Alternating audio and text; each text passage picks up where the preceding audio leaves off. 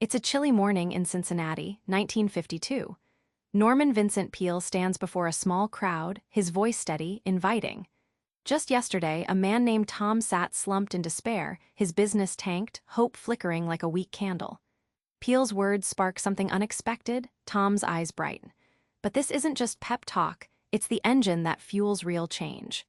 What secret muscle powers this positive thinking, Peale swears by. Stick around, because the key to transforming your life, right from doubt to dynamite, is hiding in plain sight. Belief isn't fluff. It's the first domino in a chain reaction. Norman Peale knew that if you don't believe in what you're doing, nothing else follows. But how do you get that unshakable faith in yourself when you're drowning in doubt? Tom, a small business owner, was ready to throw in the towel.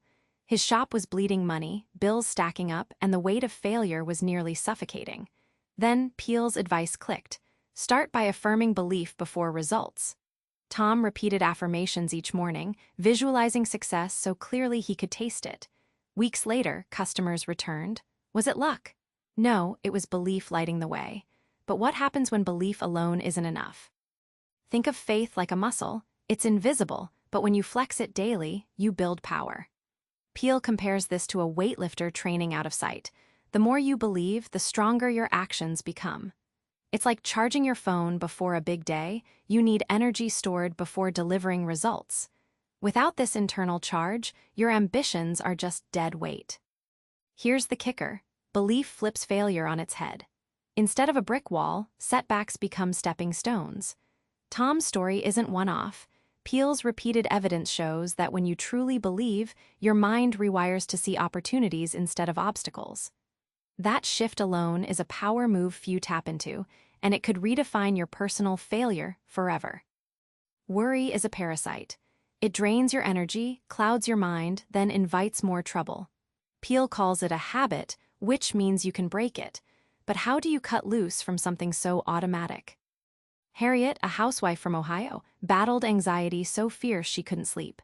Every night the same spiral. What if the kids get sick? What if bills pile up? Peale counseled her to push back stories of doom with concrete gratitude lists and specific action steps. Slowly, her nights grew quieter. What started as a whisper of peace turned into a life-changing habit. But breaking worry takes more than willpower. Picture worry like a scratched record stuck on a sad song. It replays the same what-ifs nonstop until you reprogram your mental DJ. Peale suggests replacing worry with prayer or affirmations, kind of like slipping a new track onto that record. It's imperfect at first, but persistent practice erases the scratch, letting music play instead of noise. The payoff? Imagine pouring energy into living rather than fearing. Harriet's journey illuminates this. Breaking the worry habit frees mental bandwidth to dream bigger, act clearer, and live lighter. That calm isn't some distant dream. It's your next achievable habit if you choose to override worry's playlist. Determination feels like stubborn grit, but Peale unveils it's a crafted energy. You don't just stumble into power, you shape it. Want to know what fuels real drive engines beyond willpower? Bill was a factory foreman who suffered a devastating spinal injury. Doctors said he'd never walk again. Instead of surrendering, Bill flooded his mind with Peale's positive exercises, visualizing each step, refusing self-pity. Months turned into a year, and then one day, with tears and cheers, he took his first step at Mercy Hospital. This isn't magic, it's mind over automatic defeat. But how exactly does this translate into everyday hustle? Think of determination as an electric circuit. Motivation charges the battery, but faith keeps the current flowing. Without consistent belief, determination dies like a drained phone. Peale's secret? Use mental rituals, affirmations, prayer, vision boards, moments of gratitude to keep your power switch on all day long. This internal feedback loop is what sustains relentless drive. When you feed your faith, something wild happens. Power blooms beyond your usual limits. Bill's comeback isn't rare. Peale highlights countless stories where focused determination cracked ceilings. This means your impossible can become possible, not through blind luck, but by wiring your brain for power. Life throws curveballs. Peale teaches you don't have to cower or complain. Instead, you can grab the wheel even when the road gets wild. But what does taking control really look like? Mrs. Keller, a widow in suburban New York, faced daily battles with noisy, inconsiderate neighbors. Initially, she felt powerless, her patience threadbare. Peale suggested a radical shift, focus on what she could give rather than what she couldn't control. She started sending small gifts, writing kind notes, and visualizing peaceful coexistence. Over months, tension shifted into unexpected friendship. The secret wasn't changing them, it was changing her response. But wouldn't you want to know how that shift really frees you? Think of control like the driver's seat in a car stuck in traffic.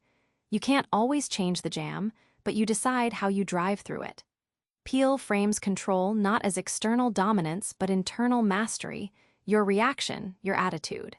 That choice is where real freedom lives, even when circumstances feel like a cage. When you realize control lies in your responses, you unlock freedom. Mrs. Keller's story closes this loop. Kindness and mental ownership rewrote her reality from conflict to calm.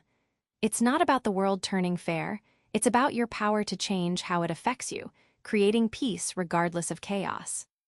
You wouldn't speak to a friend the way you sometimes talk to yourself.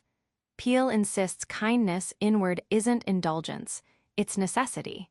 But what's the evidence that self-compassion moves you closer to your goals? Despite his confident sermons, Peale privately wrestled with self-doubt, especially early in his career. He found that berating himself only clouded his clarity and zapped his energy.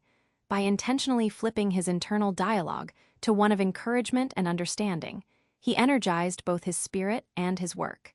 This wasn't just soft talk, it was a strategy that fueled his lasting success. What if treating yourself kindly is your secret weapon too? Imagine your mind as a garden. Self-kindness is the rich soil that feeds new growth. Harsh criticism is like drought, it stunts progress, makes you retreat. Peale's principle tells you to water your mental garden regularly with encouragement, patience, and respect. This nurturing mindset doesn't weaken you, it cultivates resilience and creativity. The transformation?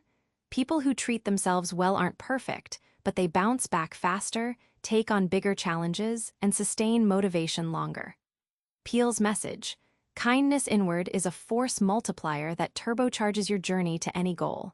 In other words, be your own best friend and watch your life bloom. Remember Tom from Cincinnati, frozen in despair until belief flickered alive? His spark wasn't random, it was the exact muscle Peale's book trains you to flex. Every chapter we open today shows you how to fuel your mind, break habits like worry, build relentless determination, own your reactions, and yes, be kind to yourself. Here's a quick challenge. Tonight, before bed, write one positive affirmation and one act of kindness you'll do for yourself tomorrow. This tiny habit is your first step from stuck to unstoppable. Subscribe for more book summaries like this one.